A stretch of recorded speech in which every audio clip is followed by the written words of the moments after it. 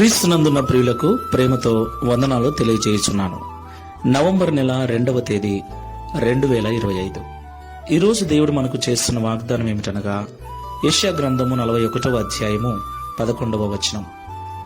నీ మీద కోపపడిన వారందరూ సిగ్గుపడి విస్మయమొందుదురు, నీతో వాదించువారు మాయమై నశించిపోవుదురు. ఆమేన్. నా ప్రియమైన సహోదరి సహోదరులారా, ఈ లోకంలో యేసుక్రీస్తు ప్రభుల వారి కాలము నుండి నేటి వరకు క్రైస్తవులకు వ్యతిరేకంగా వాదించేవారు, క్రైస్తవుల మీద అనవసరంగా కోపపడేవారు, క్రైస్తవులను నిందించేవారు, క్రైస్తవులను కొట్టి అవసరమైతే చంపే దుర్మార్గపు మనసు కలిగిన వారు చాలా మంది ఉన్నారు. అవును ప్రియులారా, కొన్నిసార్లు మన ఇంట్లో వారే మనకు వ్యతిరేకంగా కోపపడుతూ ఉంటారు. మన పిల్లలే, మన భర్తనే, మన భార్యనే, మన తల్లిదండ్రులే, ఏమి కాని వారు కూడా కొన్నిసార్లు కోపపడుతూ మనతో వాదిస్తూ మన జీవితాన్ని బలహీనపరిచేటువంటి స్థితికి తీసుకెళ్తారు.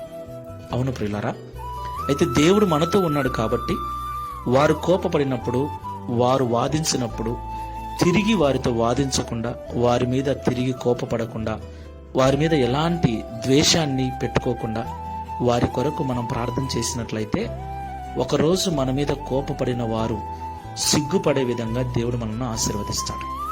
మనతో వాదించేవారు మన ఎదురుగ్గా నిలబడటానికి భయపడేటట్లుగా, మన నుండి పారిపోయేటట్లుగా దేవుడు మన జీవితాన్ని ఉన్నత స్థితికి తీసుకెళ్తాడు.